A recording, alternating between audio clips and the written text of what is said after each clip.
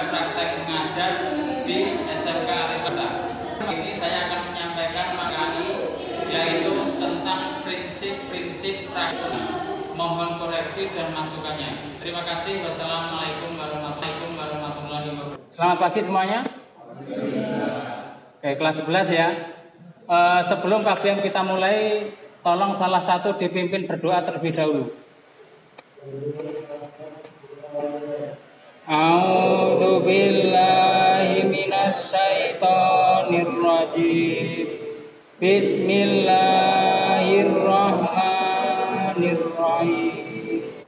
Baiklah anak-anakku, sebelum kita memulai kegiatan pembelajaran, terlebih dahulu kita bersama-sama menyanyikan lagu Indonesia Raya.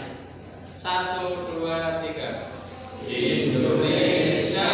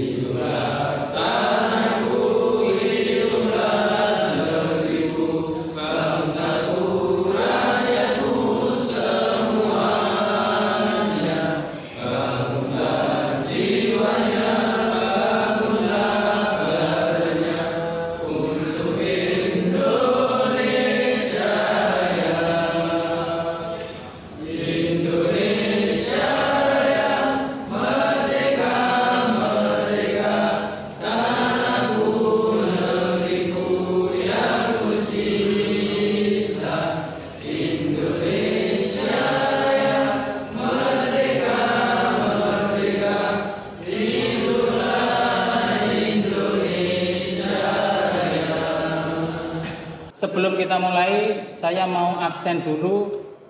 Dimulai dari pojok paling kanan depan. Silahkan berdiri dan sebut nama. Oke. Jadi Desra Putra absen 11. Lanjut. Faisal Taufik Sudaryanto absen 13. Oke.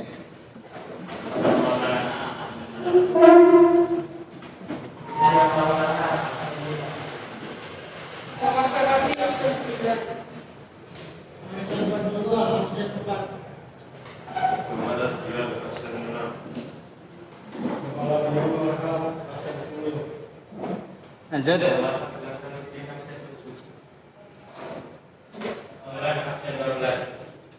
Terakhir. Oke. Ini materi baru. Terlebih dahulu saya mungkin mempertanyakan beberapa materi yang sudah saya sampaikan pada pertemuan yang lalu. Oke. Yang pertama, kita pada pertemuan yang lalu telah membahas tentang toharoh, gitu ya. Tata cara membersihkan diri, ya, sesuai dengan yang dicontohkan oleh Rasulullah. Ada beberapa kaitan yang perlu saya tanyakan agar ingatan anak-anak bisa kembali, ya. Sebelum nanti saya lanjutkan ke materi berikutnya. Tentang toharoh, yang pertama, ini sifatnya rebutan, gitu ya. Pada pertemuan yang lalu saya menjelaskan bahwa ada contoh jenis najis sedang. Itu disebut najis apa? Najis sedang, nama lainnya mutawasitoh. Di sana najis mutawasitoh itu dikelompokkan menjadi dua. Ada mutawasitoh ainiyah, ada mutawasitoh hukmiyah, gitu ya. Saya mau tanya, saya berikan contoh ini, nanti sebutkan apakah termasuk jenis najis ainiyah atau hukmiyah. Paham? Suatu hari, gitu ya, ada seorang anak kelas 5 SD, dia tidur gabung dengan adiknya yang masih baru berumur 6 bulan. Anak ini, si adik ini, yang bayi ini, dia baru netek ibunya saja. Tidak makan susu luar, tidak makan makanan luar, gitu ya. Tidak makan makanan luar. Suatu saat si kakak beradik ini tidur berjajar. Tidur berjajar, adiknya pakai selimut, di samping kakaknya pakai selimut sarung. Seiring berjalannya waktu tidur, ternyata si adiknya yang masih bayi ini pipis, ngompoli sarung kakaknya. Terus ketika subuh kakaknya bangun mau ke masjid, pakai sarungnya tadi, cuma ompolnya itu sudah kering, tetapi baunya masih ada, bau pesingnya ini masih ada. Dari situ jenis sarung yang diompoli oleh bayi tadi itu najisnya najis apa? Yuk tunjuk tangan. Tunjuk tangan. Yuk, rebutan. Silakan. Angkat tangan dulu. Mutawasito ainiyah. Bener ya? Mutawasito ainiyah. Ada jawaban yang lain? Satu lagi. Yuk, angkat tangan. Rebutan. Ayo. Farabi, menurut kamu ainiyah atau hukmiyah? Ainiyah. Oke. Dua menjawab ainiyah. Alasannya menjawab ainiyah apa? Karena bayinya masih netek. Yang di sana? Karena sudah kering. Jawaban yang benar apa? Jawaban yang benar adalah najis hukmiyah. Hukmiyah. Mengapa hukmiyah? Karena sudah tidak terlihat najisnya. Karena sudah kering. Tinggal baunya saja yang nggak bisa hilang. Berarti di situ najis hukmiyah, hukumnya najis, tapi barang najisnya tidak terlihat. Itu ya anak-anakku ya. Bisa dipahami? Oke. Selanjutnya anak-anakku, kita masuk materi baru. Materi kita hari ini yaitu tentang riba bank, asuransi dan tabungan. Fokus kita pagi ini adalah tentang tabungan. Dalam materi ini kita lihat dulu ya. Dan janganlah engkau jadikan tanganmu terbelenggu pada lehermu, dan jangan pula engkau terlalu mengulurkannya. Sangat pemurah, nanti kamu menjadi tercela dan menyesal. Ini salah satu kutipan arti dari Quran surah Al-Isra ayat 29. Mengapa? Di sini kaitannya dengan ketika kita memiliki uang itu jangan terlalu lomo, dibagi karena kemudian habis, gitu ya. Jangan juga terlalu pelit. Jangan terlalu pelit itu artinya dimintai. Jadi kita diperintahkan dalam surah Al-Isra ayat 29 ini, kamu jangan terlalu lomo. Artinya punya uang kasih habis, gitu ya. Tapi juga jangan terlalu pelit. Artinya dimintai nggak pernah, digem terus. Nah, kita diminta ada tengah-tengah itu, ada yang diberikan, ada yang disimpan. Yang disimpan inilah tabungan yang dimaksud dalam surah Al-Isra ini. Kita lihat pengertian tabungan. Tabungan adalah bagian dari pendapatan yang tidak dikonsumsikan, jadi disimpan dan akan digunakan di masa yang akan datang. Itu pengertian aslinya. Tabungan itu bagian dari pendapatan. Misalnya kalau saya kerja ya tiap akhir bulan dapat gaji, gitu ya, dapat gaji. Nah, dari gaji itu ada yang ditabung, ada yang untuk operasional hidup, dan ada yang untuk sedekah. Sekilas wabiah ini sifatnya simpanan, titipan, tidak ada bonus tambahan atau bunga di sana. Artinya misalnya saya nabung terus si Faisal ini banknya, saya nitip nabung secara wadiah ke banknya Faisal, otomatis uang saya ini tidak tambah dan tidak berkurang, cuma titip saja, gitu ya, dengan catatan saya tidak ada bunga. Lah si Faisal ini tidak berhak menggunakan uang saya untuk usaha. Itu tabungan wadiah. Sedangkan mudharabah itu saya punya uang, saya tabung ke banknya Faisal secara mudharabah. Lah di sana nanti Faisal berhak mengusahakan buat bisnis, buat apa, nanti untungnya dibagi antara banknya Faisal dan saya, karena modalnya saya. Itu sistem mudharabah. Contoh ya, ini sekilas tak singgung dulu, tapi pertemuan ini fokusnya ke wadiah. Contoh mudharabah itu misalnya saya titip 100 juta ke banknya Faisal, terus banknya Faisal bilang ke saya, uang ini mau saya usahakan untuk jual beli. Nah, misalnya seperti itu, beli mobil, beli HP, beli apa. Nah, setiap untungnya nanti dibagi antara banknya Faisal dan saya. Itu prinsip mudharabah. Artinya uang juga bertambah. Kalau yang wadiah itu uang tidak bertambah. Bisa dipahami anak-anakku? Tabungan wadiah. Tabungan yang dijalankan berdasarkan akad wadiah, yakni titipan murni yang harus dijaga dan dikembalikan setiap saat sesuai dengan kehendak pemiliknya. Berkaitan dengan produk tabungan wadiah, bank syariah menggunakan akad wadiah yad ad-dhammah, gitu ya. Maksudnya di sini seperti yang saya singgung di depan tadi, kalau saya menabung secara wadiah, maka saya tidak boleh berharap dapat tambahan.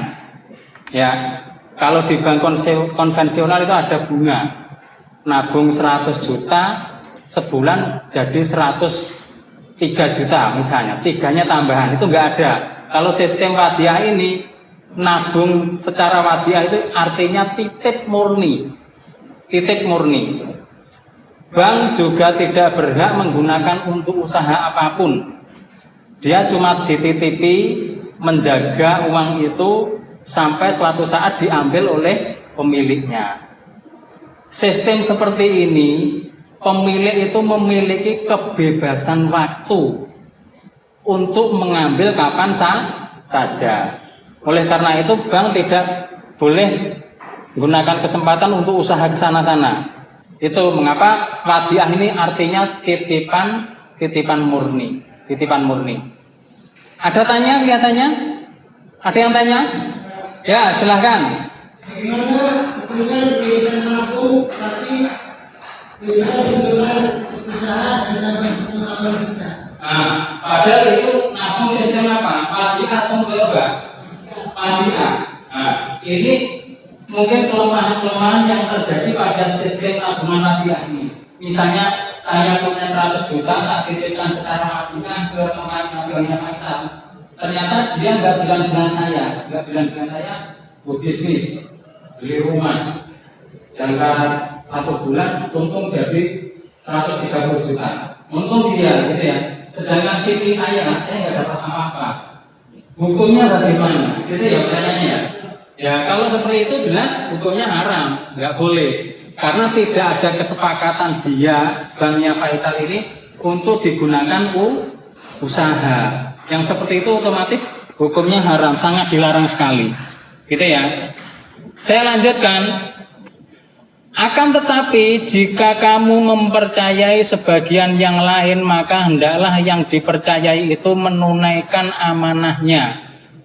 Dan hendaklah ia bertakwa kepada Allah Tuhannya. Surah Al-Baqarah ayat 283. Ini ada pengecualian. Ini dasar yang digunakan dalam tabungan wadiah. Artinya secara prinsip yang namanya titipan dalam surah Al-Baqarah ayat 283 ini, yang namanya titipan itu tidak boleh digunakan, wajib untuk dijaga, wajib untuk dijaga. Tetapi dalam kondisi tertentu kan mungkin ada, saya titip barang atau uang, saya titip uang, terserah kamu gunakan uang, yang penting setiap saat saya ambil uang saya ada. Saya nggak minta uang saya jadi ada tambahan, saya nggak ada. Tapi saya percayakan, saya titip uang, kamu mau buat usaha silahkan, ada untuk ambil, bisa seperti itu. Nah, yang penting saya butuh uangnya siap. Pada kondisi tertentu ada yang model seperti ini. Kalau yang seperti ini berarti itu sebuah mungkin rezeki bagi banknya, gitu ya. Seperti sama halnya dia dimodali tanpa harus bagi hasil. Yang seperti ini itu boleh asalkan ada ucapan dari pemilik uang. Jadi ya pemilik uang, saya Mas, kita kan teman, saya bawa uang 100 juta setiap hari di kantong panas susah gitu ya, berat. Maka saya titip kamu, silahkan kamu pakai usaha silahkan untuk ambilan, yang penting saya ketika saya butuh ambil uang saya siap. Nah, yang seperti itu bisa terjadi. Kalau terjadi seperti itu, otomatis ya rezekinya si Al-Sami dan banknya, ya dia dimodali, dapat modal, bisa usaha, gitu ya. Intinya ini sebuah kepercayaan. Berikutnya, ketentuan bagi tabungan yang berdasarkan akad wadiah. Yang pertama bersifat titipan. Tadi saya bilang titipan, titip murni.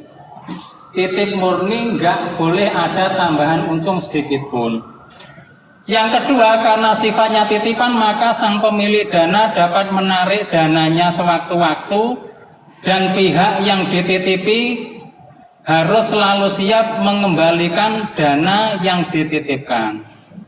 Yang ketiga, karena sifatnya titipan, maka tidak ada kewajiban bagi pihak penitip, bagi pihak yang menitipkan atau nasabah untuk memberi suatu imbalan. Artinya tidak ada tambahan tadi, karena sifatnya titipan. Gitu ya. Bisa dipahami anak-anakku? Ya. Anak-anakku, tadi yang saya jelaskan itu bank syariah, sistem Islam.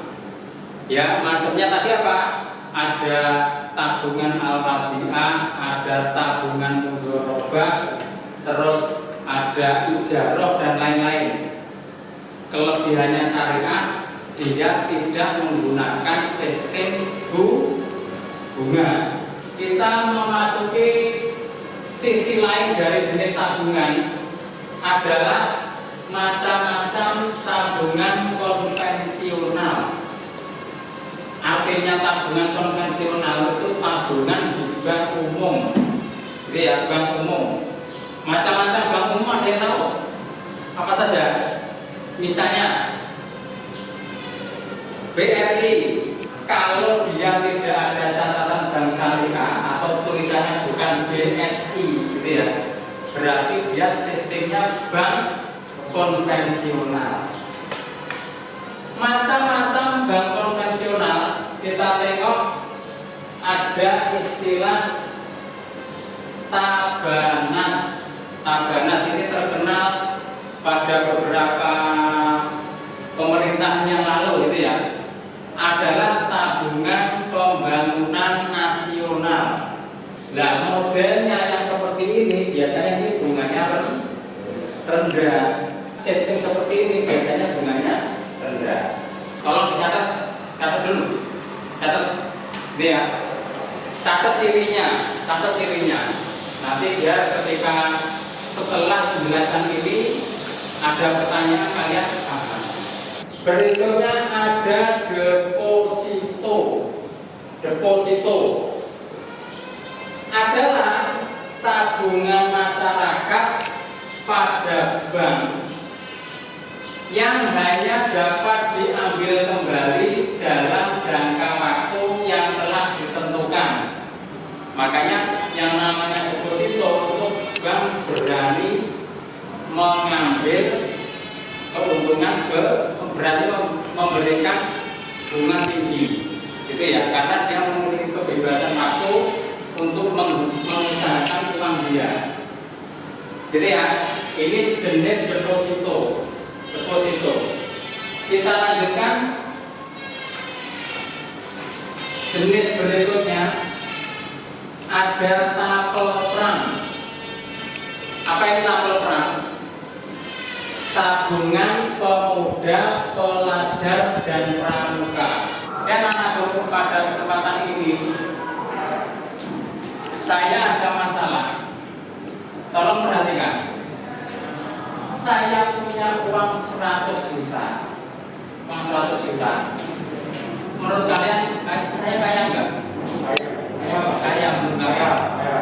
Ya, cita-cita orang kaya itu kalau sudah kaya, dia di dunia maunya enak-enak, punya uang terus gitu ya, punya uang terus.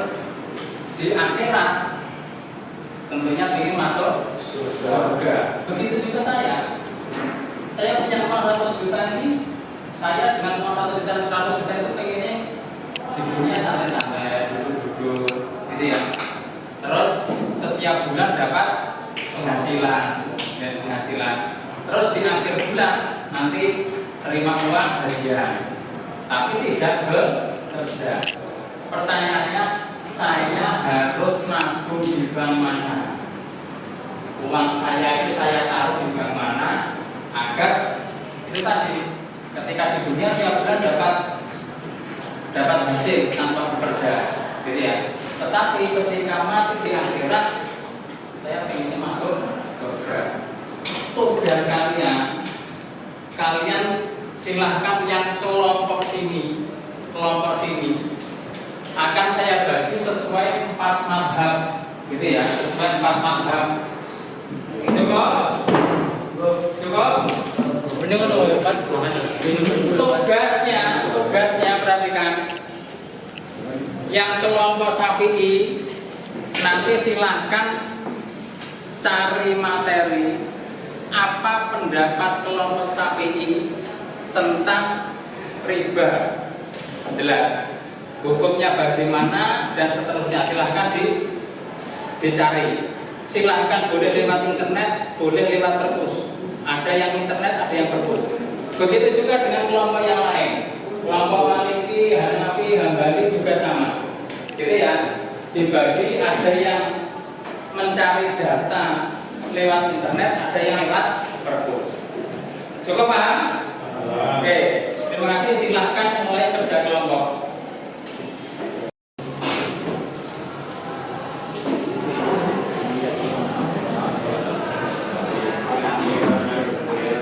Oke teman-teman, saya selaku ketua ingin membagi tugas tentang permasalahan ini. Saya dan Hafiz mencari tugas di internet dan kalian berdua silakan mencari di perpustakaan.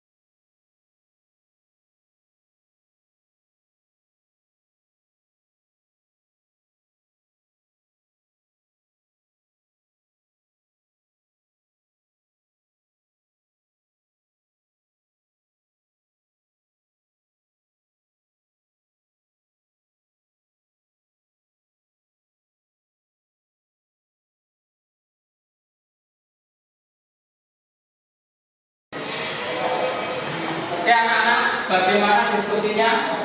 Ada yang ditanyakan? Cukup ya? Waktu kita terbatas. Oke. Karena sudah selesai, nanti setelah ini berarti masing-masing kelompok silahkan mempresentasikan hasil diskusinya.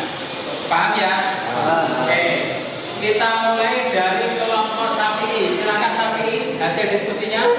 Pendapat mazhab Syafi'i yang dilarang Al-Quran dan Sunnah dalam penambahan imam. An-Nawawi dari mazhab Syafi'i salah satu bentuk tiba terhadap pokok karena usul aktu dalam dunia perbankan hal tersebut dikenal dengan bunga jadi sesuai nama waktu pinjaman. Imam Nawawi dalam Al-Maswu Mawardi berkata, sahabat-sahabat kami ulama mazhab Syafi'i berbeda pendapat tentang pengharuman musibah yang ditetapkan oleh Al-Quran atas dua pandangan. Kami dari tim Maliki mau menyimpulkan dari kesimpulan tim Syafi'i. Kesimpulannya bahwa yang diharapkan dalam Al-Quran itu adalah riba, nasihat biasa saja, yaitu permintaan tambahan atas harta kita disebabkan penambahan masa lunas. Oke, silakan kelompoknya Syafi'i diperbaiki dari resultat tadi, masukan dari kelompok lain ini dicatat, gitu ya. Oke, ya.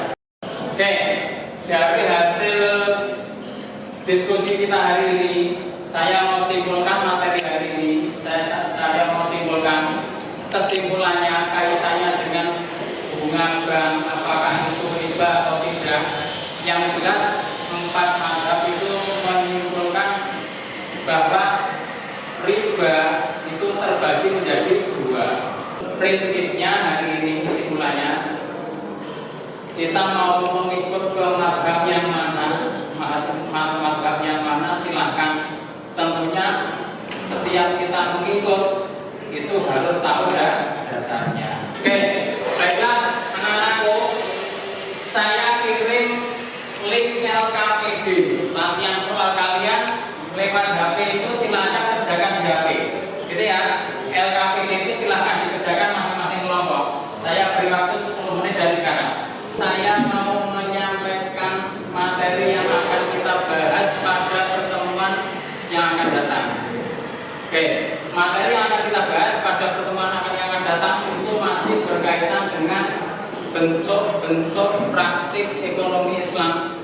Jenis yang kedua yaitu tentang kerjasama ekonomi Islam. Masih satu pertemuan itu nanti kita masih berkaitan dengan bentuk praktek yang lain dalam ekonomi Islam. Kalau hari ini mungkin kita sudah membahas tentang riba, bank dan sebagainya, besok ganti praktek ekonomi Islam, praktek kerjasama. Begitu anak-anakku? Oke, cukup. Baiklah, sebelum kita akhiri, tolong salah satu DPP untuk berdoa. Silakan.